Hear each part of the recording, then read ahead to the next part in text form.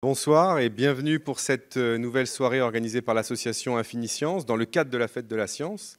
Je vais vous présenter Infiniscience dans un instant. Je pense que vous avez tous entendu aujourd'hui que c'est la Fête de la Science et que pendant cette semaine, vous avez vu que l'Académie Nobel distribue ses prix et qu'aujourd'hui, elle a attribué le prix Nobel de physique à deux chercheurs qui ont qui ont découvert en quelque sorte le réseau de neurones, c'est l'intelligence artificielle, c'est ce qui permet en fait l'apprentissage automatique. Donc c'est pour cette raison en fait que la Fête de la Science est organisée début octobre, en parallèle de la remise des prix Nobel. Alors Infiniscience, pour ceux qui ne nous connaissent pas, c'est une association qui va avoir 10 ans l'an prochain et qui s'est fixé comme objectif d'inviter en Auvergne des scientifiques de premier plan pour qu'ils fassent deux choses. La première, c'est une conférence grand public, c'est ce à quoi vous allez assister ce soir, mais aussi et surtout pour qu'ils aillent rencontrer des enfants, des jeunes, des élèves de primaire, des collégiens ou des lycéens. Et ce matin, on est allé dans un lycée, le lycée Vire-le-Jeau à Riom, et en échangeant en amont avec les enseignants, ils nous ont dit on va faire l'intervention sur la base du volontariat. Eh ben, je peux vous dire que depuis qu'on fait Infiniscience, on se dit tous que les jeunes, ils n'ont pas d'idée de l'avenir, ils ne s'intéressent à rien, etc. Eh bien, ce matin, au lycée de Riom, sur la base du volontariat, des élèves de terminale sont venus écouter notre invité de ce soir, que je vous présenterai tout à l'heure. Eh bien, ils étaient 180 dans la salle. Ils ont préféré rater le début de la cantine pour aller écouter un scientifique. Et donc là, moi, je pense que les jeunes, finalement, ils ont une très mauvaise réputation, mais en fait, c'est pas du tout ça. Ils s'intéressent à l'avenir et au futur, et ça fait toujours plaisir quand on est à Infiniscience de voir ça. Donc ça, c'était la raison pour laquelle on a fait Infiniscience, inviter des scientifiques de premier plan. On était parrainé par Hubert Reeves, dont on va commémorer dans quelques jours l'anniversaire de la disparition. Et c'est lui, justement, qui nous avait expliqué qu'il ne fallait pas hésiter à aller vers les enfants. Et donc on continue, on a pris son flambeau et on continue à faire ce qu'il nous avait dit de faire il y a de cela 10 ans. Alors ce soir, on a le plaisir et l'honneur de recevoir Éric Karsenty. Alors, ça fait plusieurs années qu'on essayait d'avoir Éric Karsenty, mais le problème des chercheurs, c'est qu'ils cherchent, et le problème. Et qu'en plus, quand ce sont des chercheurs qui sont des expérimentateurs, ils sont sur le terrain. Donc c'est ce qu'on avait eu avec Sabrina Krief il y a quelques semaines. On avait eu du mal à la voir. Éric Karsenty, c'était pareil. Donc aujourd'hui, on est doublement content de le recevoir. Donc vous êtes directeur de recherche au CNRS. Vous avez fait votre thèse à l'Institut Pasteur sur le cycle cellulaire et vous avez fondé le département de biologie cellulaire et de biophysique au laboratoire européen de biologie moléculaire. Vous êtes le scientifique principal de l'expédition Tara-Océan, je crois que vous allez nous en parler ce soir. Vous avez été élu membre de l'Académie des sciences en 2017 et cette même année, le CNRS vous a célébré en vous attribuant la médaille d'or du CNRS. Et vous êtes aussi l'auteur de nombreux livres, notamment 2 que vous allez pouvoir retrouver à la fin de la conférence et que vous prendrez quelques temps pour signer. Un qui s'appelle « Aux sources de la vie » et un autre qui est alors on a peu d'exemplaires du deuxième, où c'est toutes les photos que vous avez ramenées de l'expédition Tara-Océan avec quelques anecdotes. Voilà, vous pourrez les retrouver à la fin de la conférence, mais ça, je vous en parlerai juste après. Et voilà, j'ai l'honneur de vous laisser la parole. Vous allez nous parler de diversité et évolution du vivant, de l'océan à l'homme. Voilà.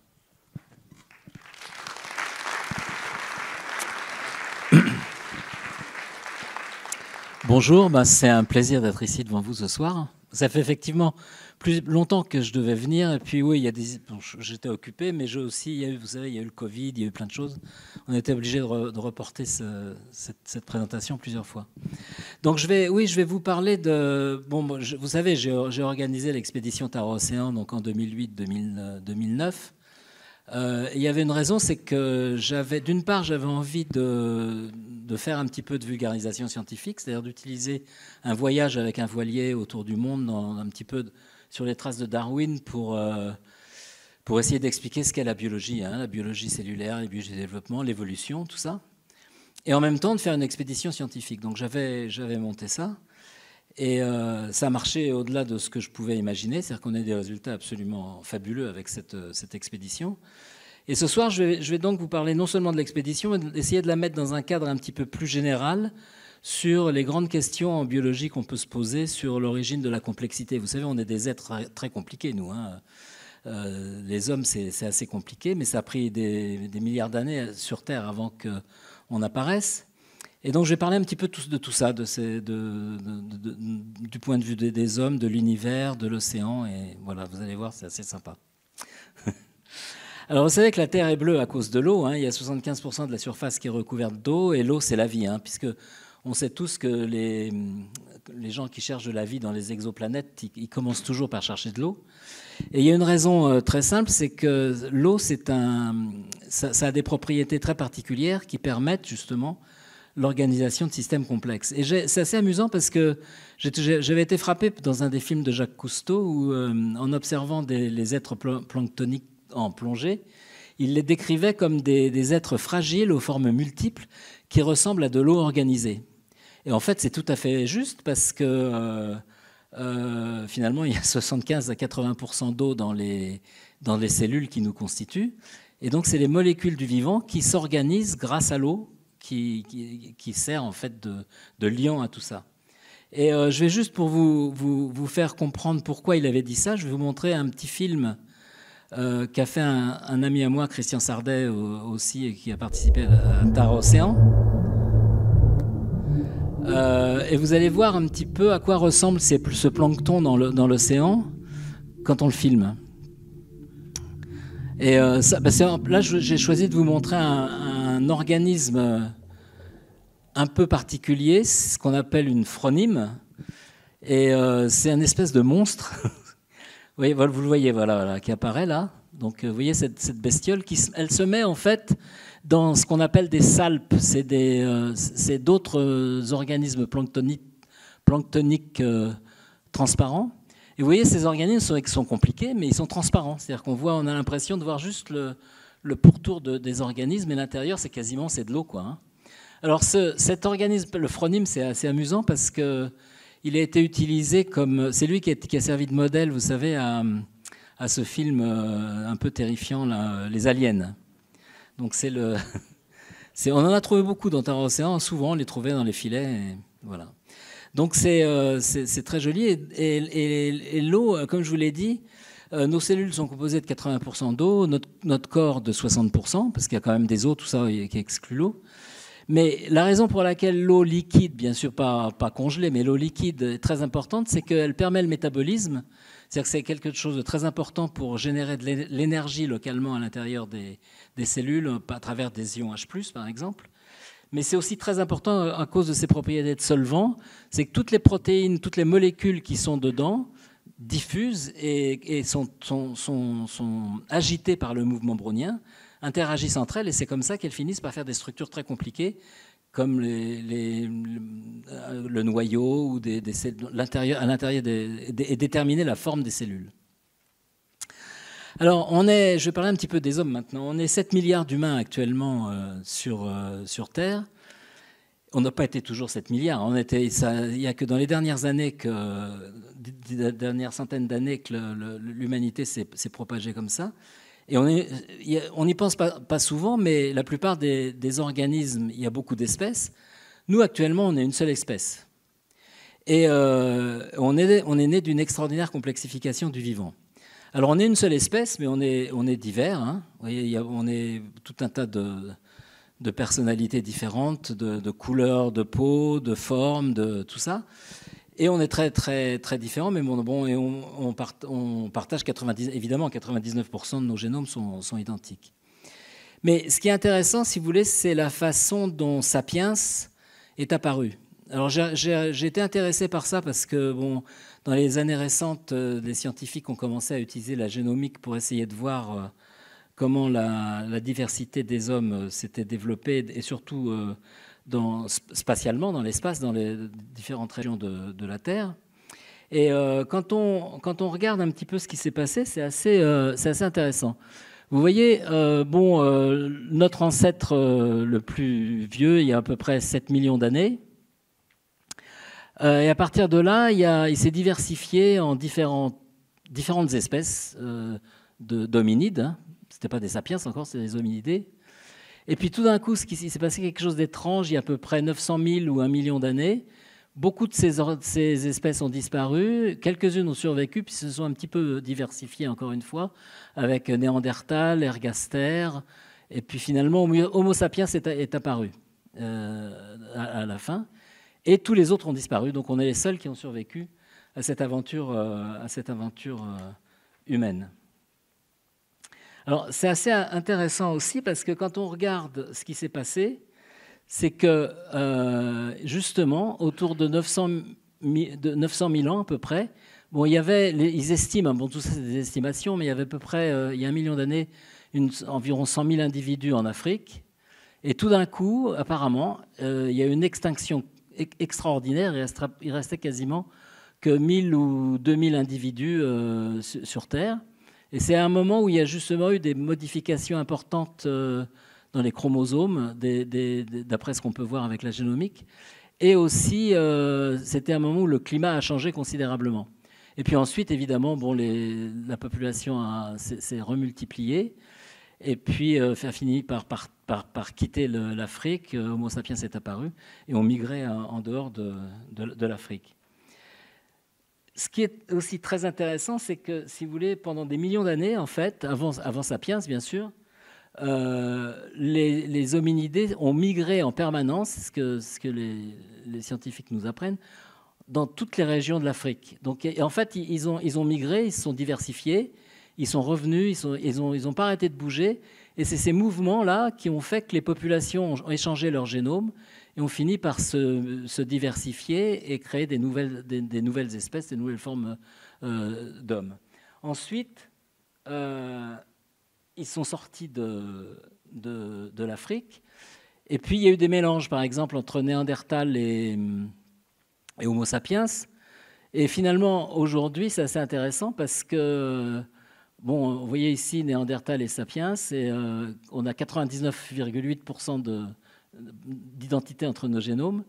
C'est amusant parce qu'on a réussi à séquencer le génome de Néandertal. Et on a hérité en moyenne de 2% de l'ADN de Néandertal. Chacun de nous a à peu près 2% de Néandertal. Hein, on est... Donc, bon, ce n'étaient pas des espèces complètement séparées, puisqu'ils ont réussi à se croiser, mais ils étaient quand même très différents.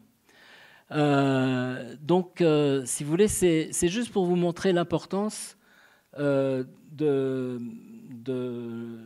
interactions entre les groupes d'organismes pour la régulation, disons, la génération de la complexité et puis la sélection naturelle. Alors, je crois que les messages qu'on peut tirer de toutes ces observations, c'est qu'on est tous des migrants. Donc ça, c'est important de s'en rappeler. Hein, c'est qu'on vient tous d'Afrique et que c'est grâce à tous ces mélanges entre les hommes différents qu'on est ce qu'on est aujourd'hui. Les progrès récents de la génomique et de la bioinformatique illuminent notre histoire. Ça, c'était vraiment, quand on regarde un petit... Je vous conseille, il y a un certain nombre de livres là-dessus. Et c'est fascinant à lire, c'est vraiment intéressant. Et pour faire Sapiens, il a fallu que des espèces proches échangent des gènes et des morceaux de génome. Et finalement, il n'y a plus qu'une espèce humaine. Donc la sélection naturelle, et ça c'est quelque chose qui est de très important.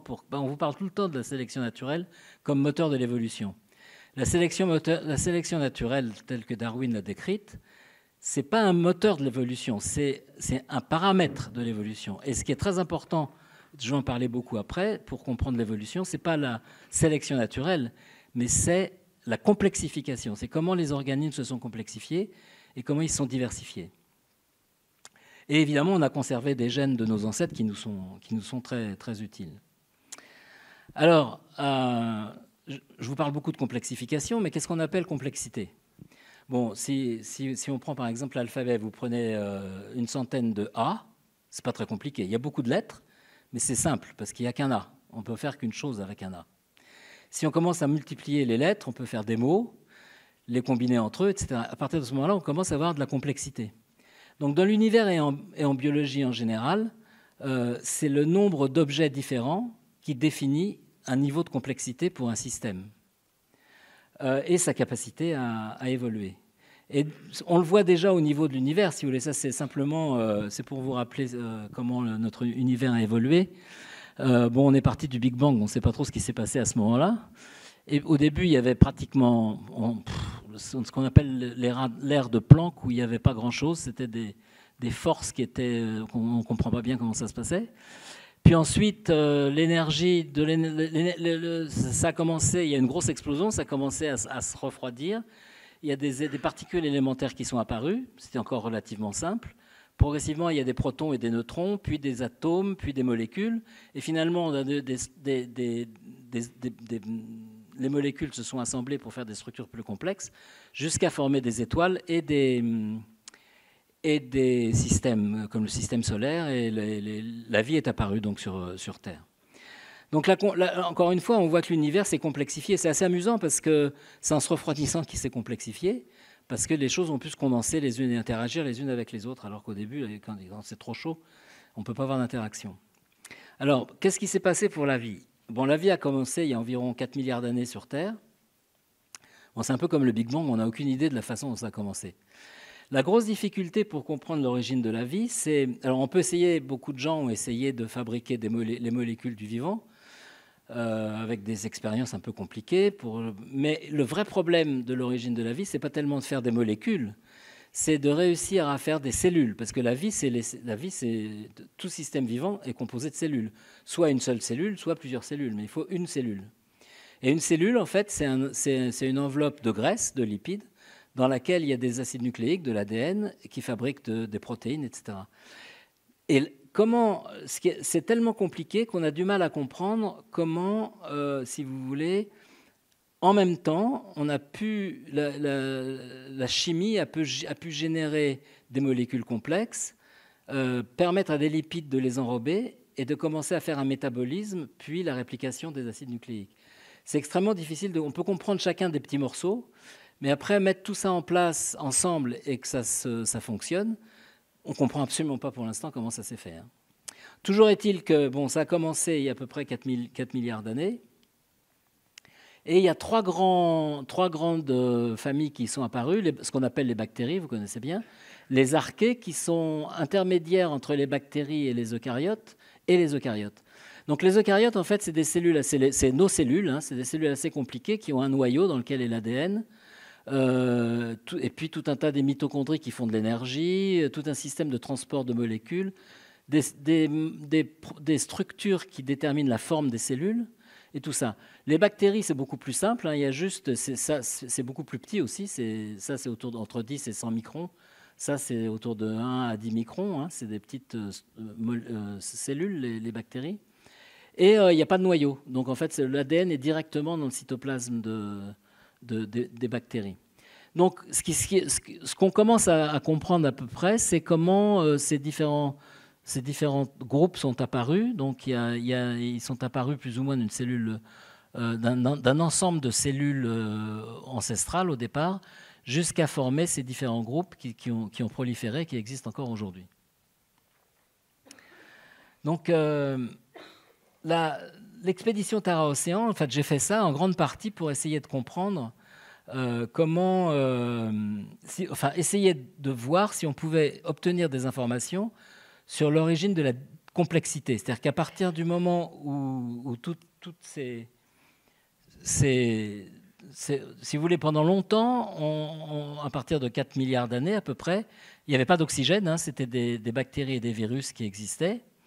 Et puis, il y a à peu près 2,5 milliards d'années, certaines bactéries sont apparues qui étaient capables de fabriquer de l'oxygène. Donc, il y a de l'oxygène qui s'est accumulé dans l'atmosphère. Ensuite, des cellules eucaryotes sont apparues. Et puis après, il y a à peu près 800 000 ans, à peu près. C'est à ce moment-là que la concentration en oxygène a augmenté considérablement dans l'atmosphère. Les protistes sont apparus, qui sont toutes ces petites cellules dans l'océan. Et là, la vie s'est complexifié énormément jusqu'à faire tous les organismes qui existent sur Terre maintenant, y compris en dehors de l'océan. Mais une grosse partie, disons que la grande majorité de l'évolution moléculaire de la vie s'est faite dans l'océan. Et donc l'idée, c'était de faire une expédition pour collecter ces organismes qu'on appelle le plancton maintenant, qui sont tous ces petits organismes-là, pour les collecter et essayer de voir si on pouvait trouver, si vous voulez, une origine comment ces organismes sont reliés dans le temps, d'où ils viennent, comment ils interagissent, comment ils sont affectés par l'environnement, comment ils affectent l'environnement, puisque vous avez vu qu'ils peuvent beaucoup modifier l'environnement, puisque les bactéries ont produit l'oxygène et puis ensuite les protistes qui est dans l'atmosphère, ont changé complètement l'atmosphère de la planète, comme on le fait en ce moment nous-mêmes d'ailleurs, en relâchant du CO2 en grande quantité dans l'atmosphère. Alors, l'écosystème planctonique actuel, vous voyez ici, il y a des virus, hein, il y a à peu près 1 à 10 milliards de virus par litre d'eau dans l'eau. Il y a à peu près 1 milliard de bactéries par litre d'eau et d'archées. 1 million, autour de 1 à 10 millions de bactéries, de protistes. Et puis ensuite, le zooplancton et les animaux marins, tout ça. Alors, en termes de gigatonnes de carbone, pour se faire une idée, ça, c'est à peu près, les virus, c'est à peu près 0,03 gigatonnes de carbone par litre. Ça, c'est 2 gigatonnes, 3 gigatonnes. Et puis ici, tous les animaux, disons, en fait, depuis le zooplancton jusqu'au poisson, c'est à peu près 2 gigatonnes. Donc vous voyez, c'est assez amusant parce que c'est pas du tout, il n'y a pas de corrélation entre la taille des organismes et puis la quantité pas de corrélation simple, disons, entre leur taille et la quantité de carbone qui est utilisée pour les fabriquer. Donc l'idée d'Antara Océan, c'était de collecter tous ces organismes et de les étudier. Alors ce qu'on voulait essayer de savoir, c'était quelle était la diversité génomique qu'on pouvait trouver dans ces écosystèmes, comment ils étaient organisés, c'est-à-dire qui vit avec qui où, comment l'environnement affecte cette composition, comment l'évolution cellulaire s'est produite, l'impact de l'environnement et des interactions entre organismes sur la composition des écosystèmes, et l'importance de la circulation globale pour la biologie. Vous savez, l'océan, ce n'est pas une masse d'eau homogène, il y a énormément de courants, comme je vais vous montrer, et ces courants transportent les organismes. Donc ça joue un rôle très important dans l'évolution, dans la structuration des écosystèmes et leur évolution. Ça, c'est la circulation, c'est pour vous montrer que vous voyez bien l'importance de la circulation océanique. Ce que vous voyez ici, là, ça c'est le Gulf Stream. Vous voyez le Gulf Stream ici, alors c'est pas simplement un courant, c'est énormément de tourbillons qui montent vers le pôle Nord ici, là. Hein. Et il y a ce qu'on appelle des grands gyres, c'est-à-dire que l'eau circule dans l'océan Atlantique Nord vers l'ouest à l'équateur et vers l'est au nord. Et c'est la même chose au sud, évidemment on a plein de tourbillons aussi, et là c'est l'inverse, c'est-à-dire que les grands courants circulent dans cette direction. Ça c'est ce qu'on appelle les anneaux des aiguilles. C'est des anneaux qui se forment dans le courant des aiguilles ici et qui traversent l'océan Atlantique jusqu'au Brésil ensuite. Donc vous voyez tout de suite l'importance de cette circulation pour le plancton parce que les organismes sont transportés. Donc quand il y a un écosystème qui se forme quelque part, il va être transporté, il va changer parce que l'environnement va changer. Et donc il est en perpétuelle réorganisation, l'écosystème planctonique. Et ça c'est très important pour l'évolution parce que ça génère une variabilité colossale. Donc c'est un petit peu comme un énorme mixeur, si vous voulez, l'océan, un énorme mixeur qui mélange les organismes. Alors voilà, donc comment on a fait pour collecter tous ces organismes? Ce qu'on voulait, c'est avoir un protocole d'échantillonnage extrêmement standardisé et pouvoir le faire partout dans les océans. Et ce qui est compliqué pour organiser ce genre d'échantillonnage, ça nous a demandé énormément de travail, de discussion, de réflexion, pour réussir à le faire correctement.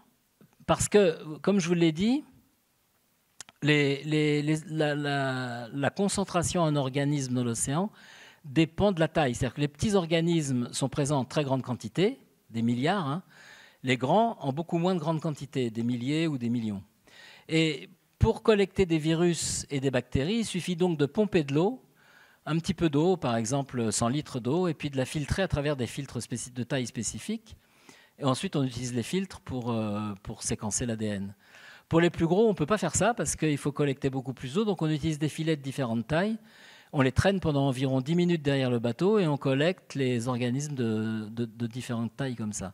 Et donc, ça nous a permis d'avoir des fractions de taille, que vous voyez ici, qu'on a pu séquencer indépendamment les unes des autres et ensuite regrouper pour essayer d'analyser le système. Donc ça, c'est le voyage de Tara Océan. On est parti en septembre 2009 de l'Orient. On a fait toute la Méditerranée. Donc tous les points rouges, c'est des zones d'échantillonnage. Ensuite, la mer Rouge, l'océan Indien, l'océan Atlantique Sud, l'Antarctique, le Pacifique Sud, Nord, l'Atlantique Nord. Et ensuite, on a fait tout un tour de l'Arctique en une saison, ce qui était la première fois qu'un voilier océanographique était capable de faire ça. On a fait tout le tour de l'Arctique en réussissant à passer au bon moment avec les périodes de glaciation de la région. Alors, juste pour vous montrer un petit peu comment ça se passe quand il fait mauvais temps, ça c'est dans... J'étais sur le bateau là pendant... On a passé 5 semaines entre Buenos Aires et Ushuaia pour échantillonner cette région qui est très intéressante au point de vue tourbillon justement. Et là, on a eu du très mauvais temps. On a eu entre 30 et 80 nœuds de vent à peu près tout le temps. 80 nœuds, c'est beaucoup, hein, c'est une grosse tempête. C'était compliqué parce qu'on ne peut pas échantillonner quand il fait ce temps-là. Donc, on a été obligé de bien calculer avec la météo pour naviguer pendant la période de mauvais temps, s'arrêter quand le temps s'améliorait entre deux dépressions et on repartait après. Alors, on a écouté Jimi Hendrix, hein, c'est pour ça que je l'ai mis là.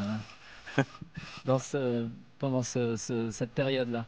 C'était très fatigant, mais en fait, on a réussi à travailler correctement. Bon, alors voilà. Donc, une fois qu'on a collecté tous ces organismes, la question, c'était l'analyse. Alors là, quand on a commencé ça, c'était quasiment de la science-fiction. C'est-à-dire que beaucoup de gens pensaient qu'on ne pourrait pas le faire parce que la quantité de matériel qu'on avait collecté était colossale. C'était le monde entier qu'on a collecté, en gros, les organismes des océans du monde entier. Mais juste à ce moment-là, il y a des méthodes de séquençage à haut débit qui sont sorties, qui permettaient de séquencer l'ADN et l'ARN en très grande quantité. Et surtout, ce qu'on fait dans ce cas-là, c'est au lieu, vous savez, bon, le génome humain a été séquencé, c'est le génome d'une espèce. Mais là, ce qu'on fait, c'est qu'on séquence, par exemple, un filtre qui a, par exemple, 100 000 espèces dedans. Il y a plein d'espèces différentes et on séquence tout. Donc on a plein de morceaux d'ADN et ensuite avec la bioinformatique, on peut rabouter les bouts d'ADN et reconstruire des gènes et des génomes entiers. Donc on a reconstruit un grand nombre de gènes, mais aussi un grand nombre de génomes d'organismes qu'on connaissait absolument pas ou qu'on connaît pas quoi. On a aussi séquencé l'ARN pour voir quels étaient les gènes exprimés et puis en même temps des méthodes d'imagerie à haut débit sont sorties aussi, en particulier de mon labo en Allemagne et puis aussi à Villefranche-sur-Mer en France, où on a pu prendre des images, disons, de tous les organismes qu'on avait collectés et les analyser automatiquement. Et ça, c'était grâce à... dans une des premières fois à l'intelligence artificielle. C'est-à-dire qu'on a appris au système à reconnaître les espèces, et ensuite les espèces sont comptées dans les échantillons automatiquement. Donc ça a permis de quantifier une énorme quantité d'échantillons et d'avoir des résultats statistiques extraordinairement intéressants. Bon, tout ça, ça a donné lieu à beaucoup de publications scientifiques très intéressantes. Je ne vais pas vous raconter tout ça parce que c'est un peu ennuyeux, c'est beaucoup de détails, beaucoup de choses très intéressantes, mais c'est compliqué. Donc je vais juste vous dire ce qu'on a découvert. Donc on a découvert à peu près 47 millions de gènes pour 35 000 espèces de bactéries. On en connaissait à peu près le tiers. Donc on a découvert, c'était déjà assez bien connu, mais là on a vraiment augmenté considérablement. On a découvert 200 000 types de virus à ADN. On en connaissait seulement 39, donc c'est énorme. Et les autres sont très largement inconnus. Mais justement, on commence à trouver des méthodes avec l'intelligence artificielle pour identifier les hôtes de tous ces virus qu'on a trouvés. Mais ce qui est extraordinaire, c'est qu'on a trouvé 200 000 types alors qu'on n'en connaissait que 39. On a trouvé 130 000 genres de protistes, 10 fois plus que ce que le nombre décrit manuellement. Et là, c'est encore plus spectaculaire, 116 millions de gènes pour les protistes. C'est le plus grand catalogue de gènes pour un biome donné. Ça, ce qui m'a frappé là-dedans, si vous voulez, alors d'abord, c'est des catalogues de gènes, c'est très intéressant pour faire de la recherche avec, parce qu'on découvre beaucoup de nouveaux gènes, on peut faire plein d'études avec, c'est très important pour la recherche. Mais surtout, juste pour la complexification, moi, je ne m'attendais pas à ce qu'on trouve autant de gènes, c'est assez incroyable. On sait qu'on peut faire une cellule minimum avec à peu près 500 gènes. C'est pas beaucoup, hein. Une cellule, ça peut fonctionner avec 500 gènes à peu près. pour le métabolisme, tout ça, la reproduction, tout ça, l'application de l'ADN. Le génome humain, c'est 20 000 gènes, donc c'est pas beaucoup. Mais le génome océanique, le plancton seul, c'est probablement plus de 200 millions de gènes. On en a trouvé 150 millions à peu près, entre les bactéries, les eucaryotes et les virus. Mais on pense qu'il y en a probablement beaucoup plus que 200 millions de gènes dans l'océan. Et cette complexification, évidemment, elle continue. Hein. Alors, comment est-ce que ça s'est produit? Donc, bon, je n'ai pas une réponse totale à ça, mais on commence à comprendre comment ça marche. Alors, la première chose, c'est qu'il faut bien réaliser, bon, pendant longtemps, on a pensé que les génomes étaient assez statiques. En fait, ils sont dynamiques. C'est-à-dire que quand il y a des génomes qui s'échangent d'un organisme à l'autre dans l'eau, hein. Les virus transportent des morceaux de génome entre les organismes. La symbiose joue un rôle très important. Je vais vous montrer des exemples après. La plupart des organismes de l'océan vivent pas seuls, ils vivent en symbiose. Et l'hôte et le symbionte, en fait, sont capables d'échanger des gènes aussi. La reproduction sexuée, évidemment, hein, comme sur Terre, ça joue un rôle très important avec le remaniement chromosomique. Et la sélection, elle, filtre des combinaisons fonctionnelles et façonne la composition des écosystèmes. Mais toute la diversité vient de la complexification de ces génomes au travers des interactions entre les organismes et puis les échanges de gènes, la dynamique des génomes aussi à l'intérieur d'une même espèce. Donc juste pour vous montrer quelques images qu'on a faites avec des protistes, avec des microscopies modernes sophistiquées. Ce que vous voyez ici, c'est une seule cellule qui vit tout seul dans l'océan, un cilié qui s'appelle Tiarina. Et on peut faire des coupes au microscope directement avec des microscopes spéciaux. Et on voit ce qu'il y a à l'intérieur. Et là, vous voyez le noyau. Ça, c'est l'enveloppe avec les cils du cilié. Et à l'intérieur, il y a une microalgue photosynthétique qui s'appelle Symbiodinium. Et cette algue, évidemment, fabrique de l'énergie grâce à la lumière et elle donne cette énergie à son hôte. Donc, c'est une vraie symbiose. Ce qui est intéressant aussi, c'est que Symbiodinium, c'est une microalgue qu'on retrouve aussi dans les coraux. Et c'est celle qui est éjectée dans les coraux quand ils blanchissent. Vous savez, les coraux, quand ils blanchissent, ils ne meurent pas tout de suite, mais ils ont besoin de cette algue qui fait de la photosynthèse. Et quand l'eau chauffe trop, elle est éjectée du corail et il blanchit. Bon, là, il y a d'autres exemples de symbiose entre diatomées et tintinides, ces différents types de protistes. Ça, c'est un autre protiste, c'est ce qu'on appelle un dinoflagellé. Et il vit avec une cyanobactérie. C'est aussi une bactérie qui fait de la photosynthèse. Et vous voyez, c'est assez amusant parce qu'il y a un sac qui est dans le symbiodinium qui permet de conserver les bactéries en symbiose avec lui.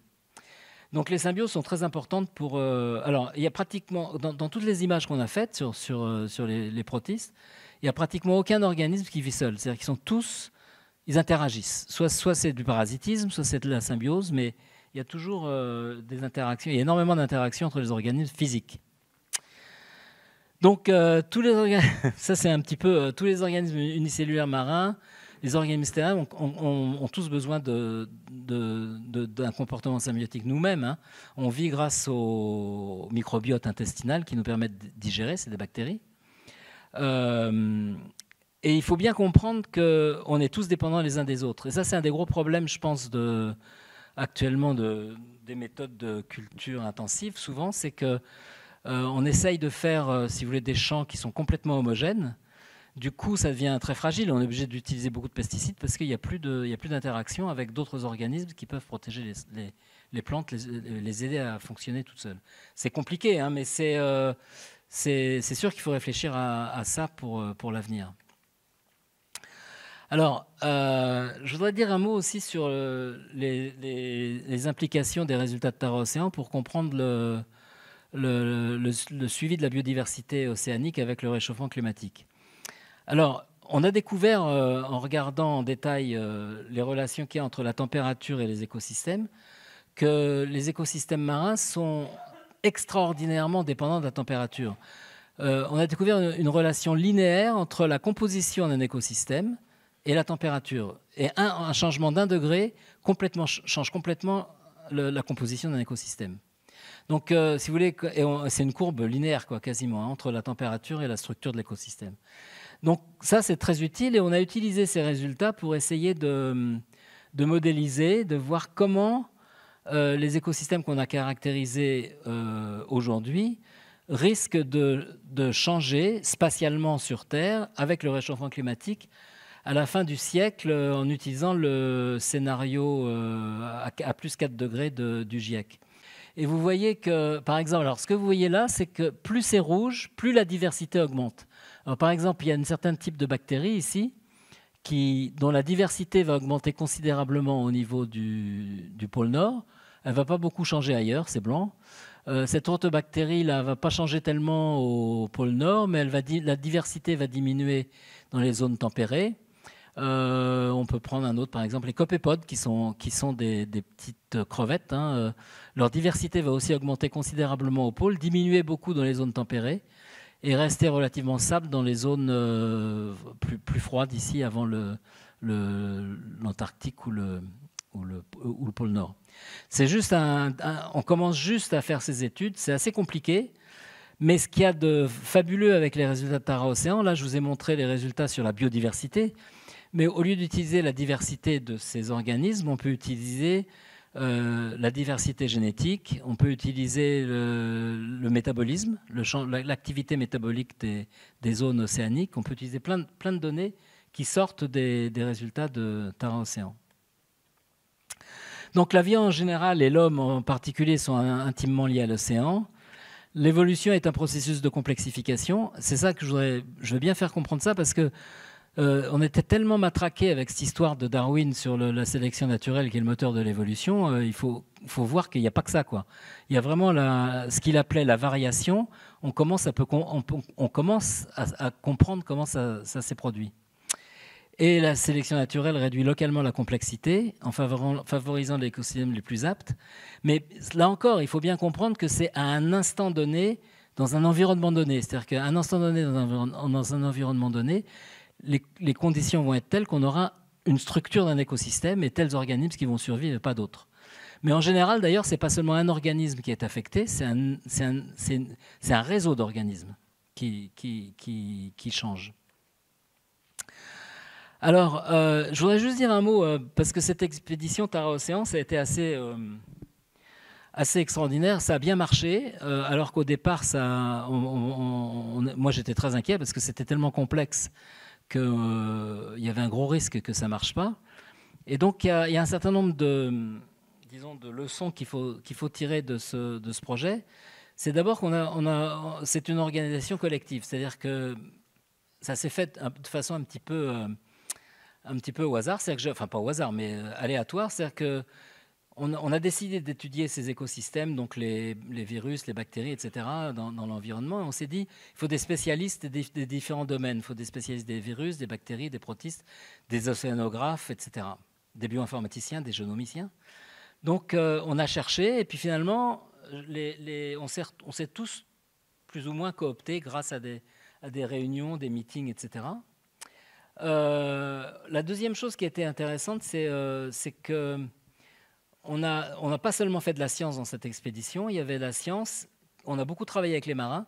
Les marins ont joué un rôle très important parce qu'on a travaillé avec eux pour choisir le trajet, pour savoir comment fonctionner, où échantillonner, etc. Et on a aussi beaucoup fait d'éducation et de politique avec ce projet, ce qui, je pense, est important.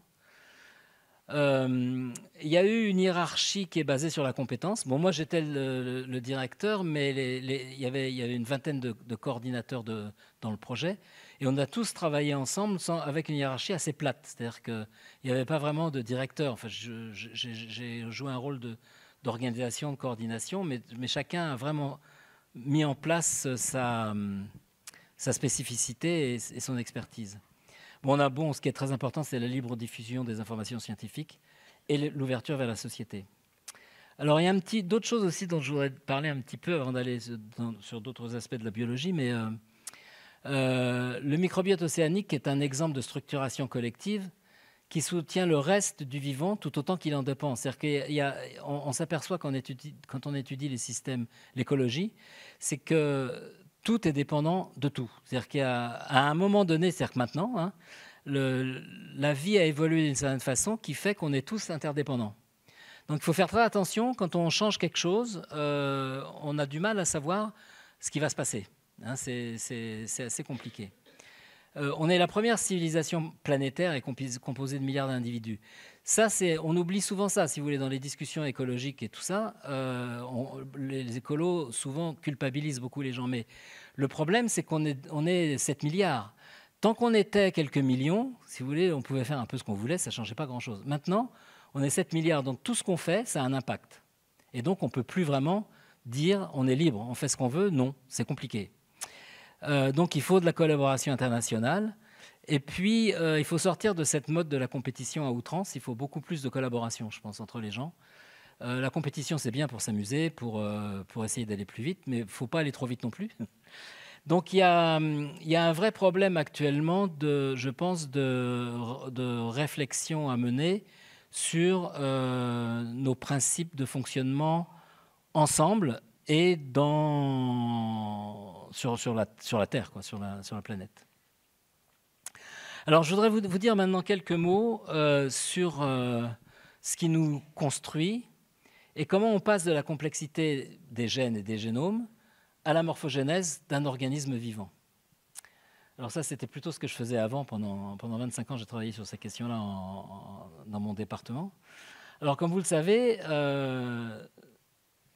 l'information de la biologie est stockée dans l'ADN. Dans l'ADN qui produit de l'ARN et qui ensuite permet de produire des protéines. Et les protéines, en fait, ont une structure tertiaire et quaternaire. Bon, ils ont des structures assez complexes. C'est une série de billes comme ça qui se replient pour former des structures spécifiques qui ont des activités et des fonctions spécifiques et très diverses. Donc là, en fait, tout ça, ça a été décrit, c'est assez clair. Hein, on sait assez bien comment ça marche. La grande question après, c'est comment ces molécules, ces protéines, interagissent entre elles pour générer des structures ou du métabolisme ou des choses extrêmement organisées dans la cellule. Alors, il y a un mécanisme qui est assez simple. Là, ce que vous voyez, c'est un virus, le virus du Covid, par exemple. Donc, vous voyez, c'est une boule. En fait, c'est simple. Il y a l'ARN du virus qui est à l'intérieur et puis les protéines structurales qui sont synthétisées par cet ADN. Ces protéines ont des formes particulières et c'est les formes de ces protéines qui déterminent la forme du virus final. C'est-à-dire qu'elles interagissent entre elles et puis le virus, une fois formé, reste stable, il ne bouge pas. C'est un peu comme de l'eau glacée. Quand l'eau est glacée, elle ne bouge plus, ça a une structure bien définie. Donc le virus, quelque part, un virus comme ça, c'est pas vraiment vivant, c'est un peu une graine quoi, qui est prêt à prendre vie, mais qui est inerte. Hein. Alors pour une cellule, c'est très différent parce que une cellule, ça bouge. Alors ce que vous voyez ici, c'est un macrophage, c'est-à-dire que c'est une cellule de notre sang qui mange les bactéries. Vous voyez une bactérie là, alors il poursuit la bactérie, et puis à un moment, vous allez voir, il va l'avaler. Donc hop.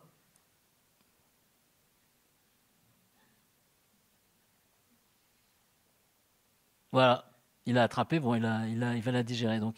Alors vous voyez, ce qu'il y a de vraiment, ça c'est des globules rouges. Alors les globules rouges ne bougent pas beaucoup, hein, ils sont assez inertes, mais la plupart de nos cellules sont capables d'abord de générer des formes particulières et surtout de bouger. Donc ce n'est pas un système, si vous voulez, comme un virus qui est à l'équilibre, ce qu'on appelle à l'équilibre thermodynamique, qui ne change plus. Ça dissipe de l'énergie, une cellule, il faut donc comprendre comment les molécules qui composent la cellule peuvent s'organiser pour générer des formes et du mouvement. Alors, on a découvert, il y a une trentaine d'années maintenant, des molécules à l'intérieur des cellules qui forment des structures. Alors, vous voyez, par exemple, ici, c'est une cellule, justement, comme un macrophage, par exemple. Ce que vous voyez ici, c'est ce qu'on appelle des tubes, c'est des microtubules, c'est des tubes qui déterminent la structure de la cellule et qui permettent de transporter beaucoup de choses à l'intérieur de la cellule. Et puis ça, c'est ce qu'on appelle de l'actine. En fait, c'est une protéine, c'est la protéine principale qui compose nos muscles. C'est grâce à ces protéines qu'on peut bouger nos muscles comme ça. Et c'est les mêmes molécules qui permettent aux cellules de bouger, de se déplacer et de migrer. Et puis ici, c'est une cellule en mitose. Donc vous voyez les chromosomes ici avec les microtubules qui servent à tirer les chromosomes dans chacune des deux cellules filles au moment de la division cellulaire. Alors, bon, vous savez tous que quand on fabrique un être humain ou un animal, on commence avec un œuf et puis on finit avec des milliards de cellules différentes, des milliers de cellules différentes et des milliards de cellules. Donc ça, c'est ce que je vous ai montré, c'est un macrophage. Mais il y a des cellules, par exemple, les cellules de l'intestin, intestinales, c'est des cellules épithéliales qui ont ces formes-là. Les neurones ont ces formes-là et les cellules musculaires ont une autre forme encore. Ça, c'est les systèmes qui permettent la contraction musculaire.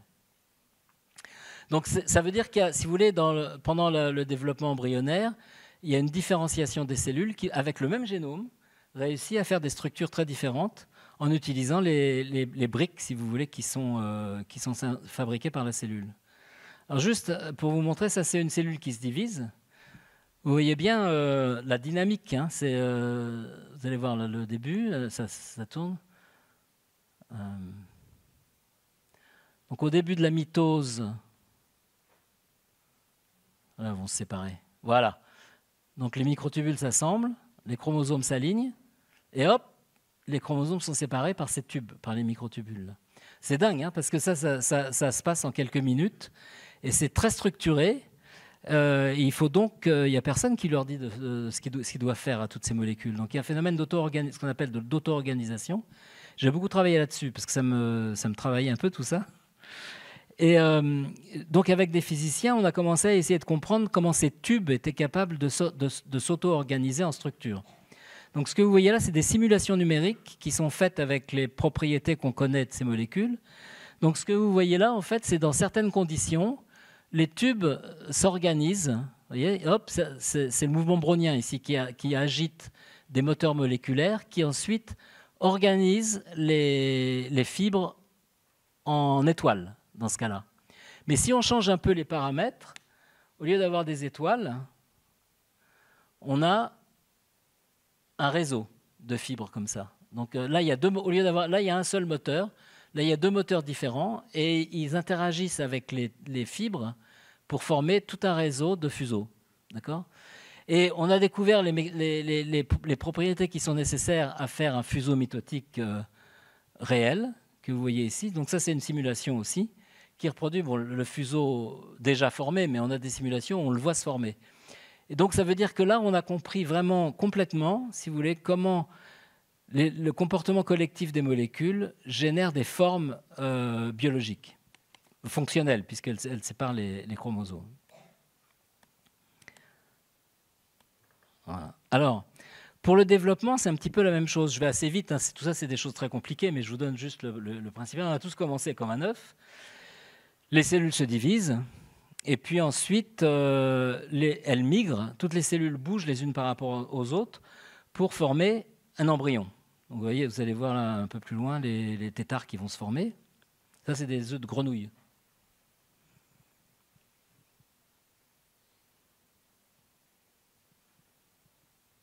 C'est très dynamique. Hein. Tout d'un coup, les cellules vont, hop, ça commence, vous voyez. Et il y a le tétard qui commence à se former. Voilà. Alors maintenant, on a des méthodes qui permettent de suivre vraiment le mouvement des cellules pendant ces processus, pour essayer de vraiment comprendre comment les interactions entre les cellules, comment les génomes changent, etc., pour comprendre comment la morphogénèse pendant l'embryogenèse se produit. Alors ça, c'est juste pour vous montrer un exemple d'un phénomène morphogénétique dans le poisson. Ce que vous voyez là, c'est un poisson zèbre. Et vous savez, les poissons ont une ligne latérale ici. Cette ligne latérale, il y a des petits organes. Et la ligne latérale leur sert un petit peu comme l'oreille nous sert à entendre. Là, ça leur permet de sentir les vibrations de l'eau. Donc ça leur permet de sentir les prédateurs, mais aussi de sentir les proies, etc. C'est un organe sensoriel. Et donc c'est vraiment intéressant parce que là c'est un film, hein, il est bien transparent ce poisson, donc on peut le suivre. Là il y a des cellules qui partent de la zone de l'oreille du poisson et qui migrent sur une surface ici, et pendant la migration, cette masse de cellules dépose des cellules qui vont ensuite conduire à la formation de ces différents organes à différentes zones, à différentes places dans le poisson.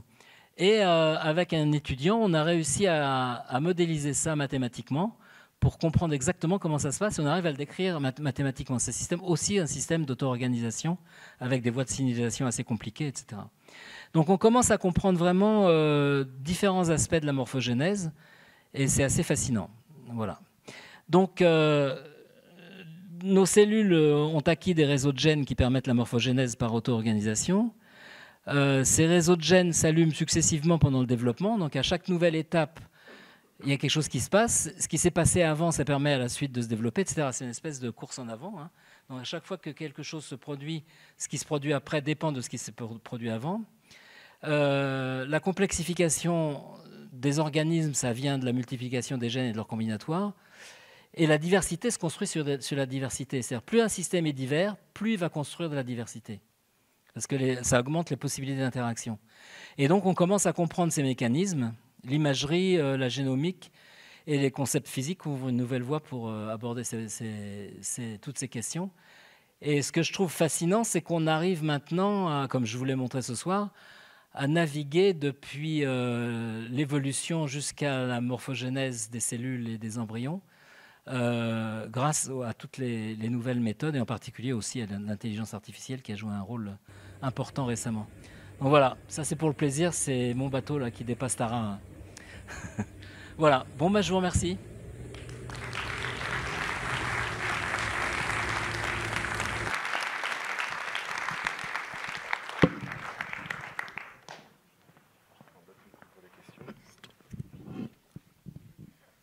Ça marche.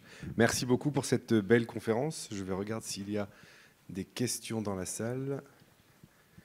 Et s'il n'y en a pas, moi je vais poser la première. Ben, la première question, ce sera: et après Tara Océan, est-ce qu'il y a d'autres projets?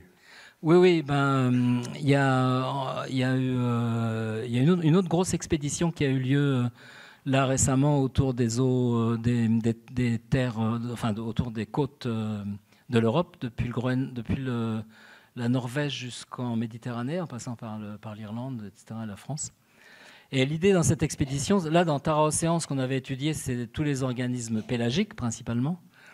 Là, cette expédition, c'est plus une étude des organismes côtiers, évidemment, et puis des relations avec la terre et les fleuves, et en relation avec la pollution. Donc, ils regardent à la fois le plastique, mais surtout des composés chimiques, tout un tas de composés chimiques, les PFAS, toutes ces choses-là, qui sont rejetés par les fleuves et puis par les populations au bord de la mer. Donc l'idée, c'est d'essayer d'utiliser les mêmes méthodes que dans Tara Océan au point de vue biologie, et de rajouter toute une composante chimique avec les problèmes de pollution, quoi. Okay. Et puis en plus, bon, il y a d'autres projets au pôle Nord avec Celui-là, il a fasciné les enfants ce matin. Ouais. Avec la plateforme, la TPS, la plateforme qu'ils vont mettre en dérive dans les glaces de l'Arctique pour dériver avec le pack de glace pendant 18 mois à peu près, pour étudier à la fois la glaciologie, mais aussi la biologie sous la glace, quoi. J'en ai pas parlé, ça commence à faire un peu trop. Voilà. Ah bah, mais s'il n'y a pas de questions, on va passer... Ah si, là-bas quand même. J'y vais.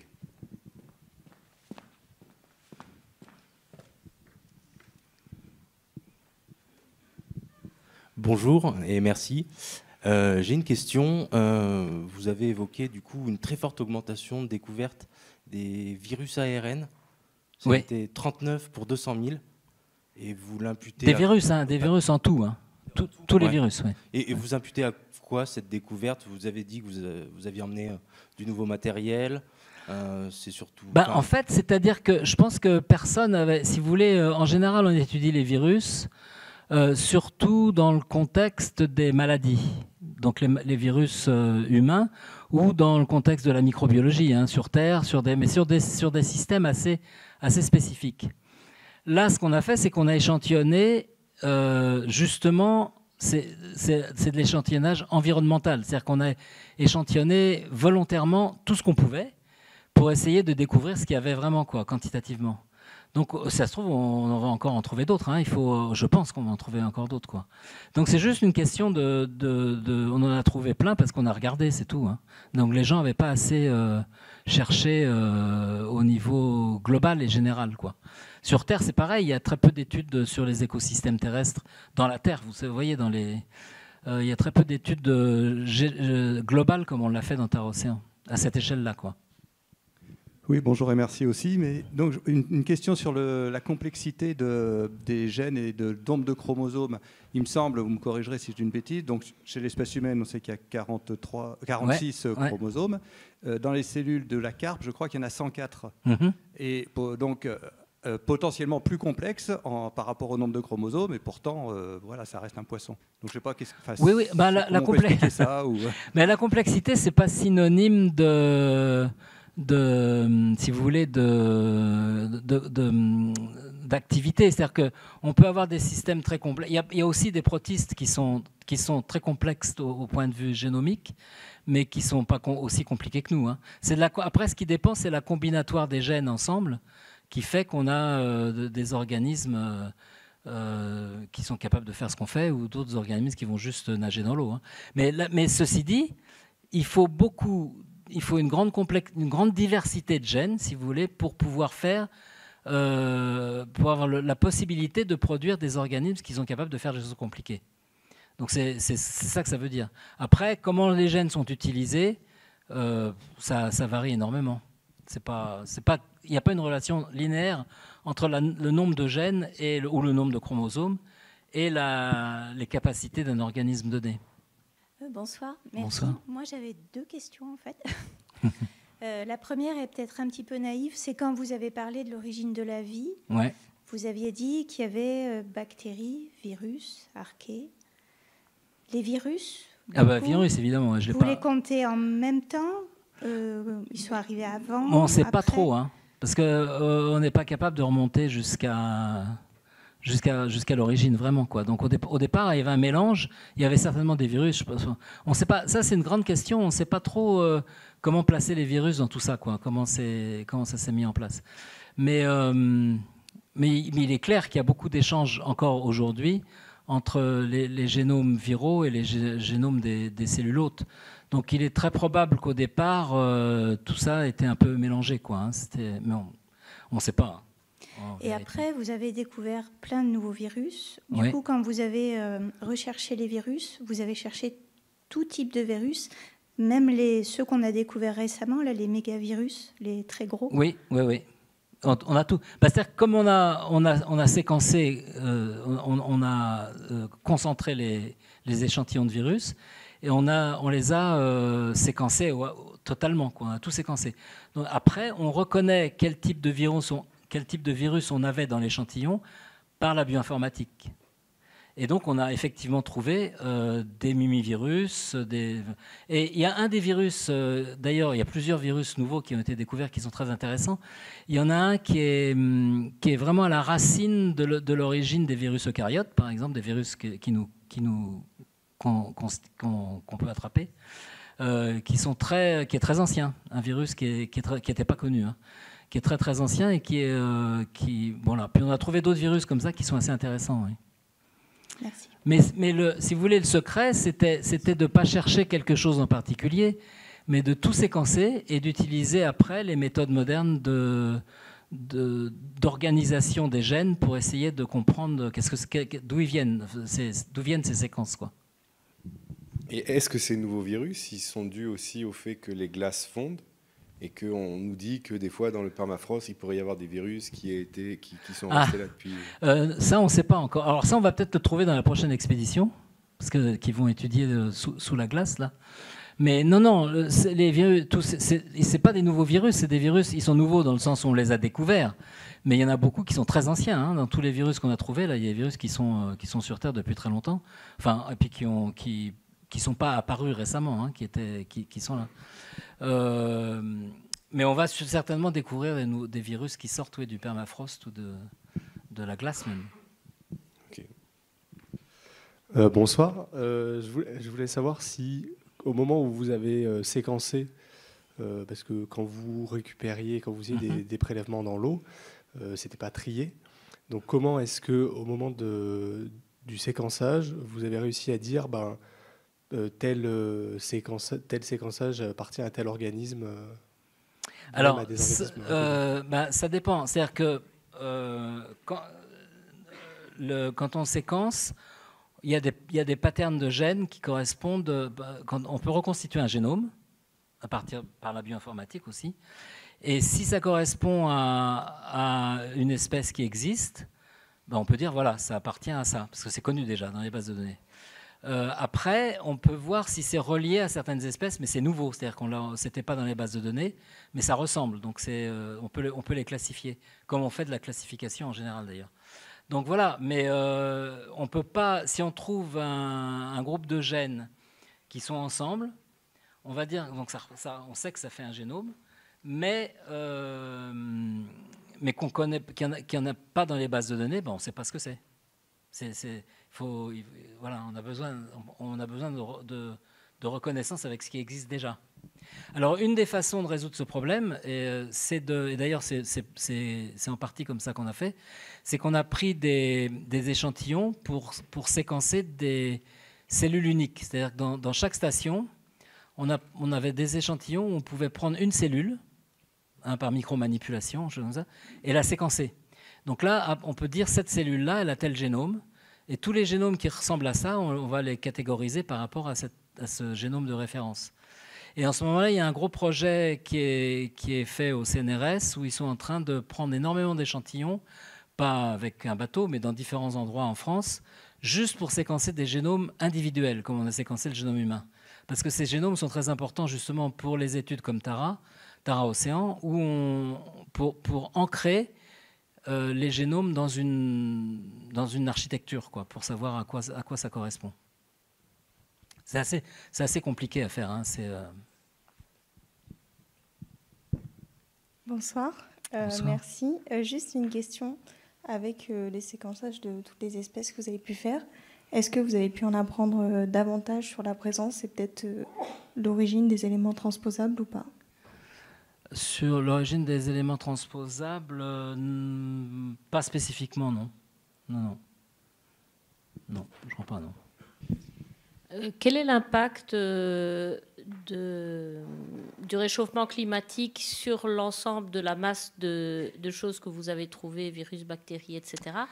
Et vous dites comme ils bougent beaucoup, ils vont se modifier. Ils se modifient déjà comme ça, ils vont se modifier de certaines manières. Et quel est l'impact sur nous de la modification de cette masse de virus et de bactéries qui serait due au réchauffement? Alors, la seule façon qu'on a pour l'instant de savoir comment le réchauffement climatique va affecter ces écosystèmes, c'est de faire des modélisations, comme je vous l'ai dit. Parce que comme il y a très très peu d'expéditions comme celle-là régulières, on a une vision au temps zéro quand on a fait cette expédition, mais on n'a pas d'expérience permanente. Donc on prévoit d'en refaire une dans quelques années, un petit peu comme Tara Océan, pour voir comment ça a changé. Donc ça, c'est pour l'aspect changement. Après, pour ce qui est de l'impact sur nous, il n'y a pas d'impact direct sur l'humanité. Par contre, ça a un impact indirect par la pêche. Parce qu'il est clair que, si vous voulez, la pêche est entièrement dépendante du plancton.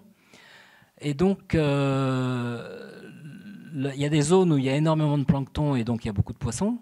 Si ces zones changent de place, les zones de pêche vont changer aussi. D'accord ?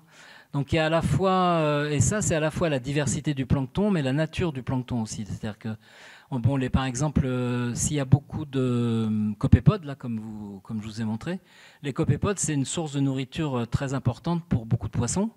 Donc les petits poissons mangent les copépodes, les plus gros poissons mangent les poissons, etc. Donc la chaîne alimentaire.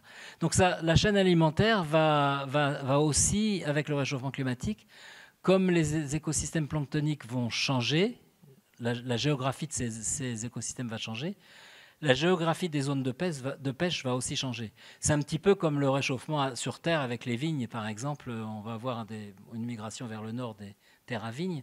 Pour la pêche, le plancton, etc., ça va être aussi des changements spatiaux, quoi. Eh bien, écoutez, s'il n'y a plus de questions, je vous propose de remercier Eric une nouvelle fois. Merci.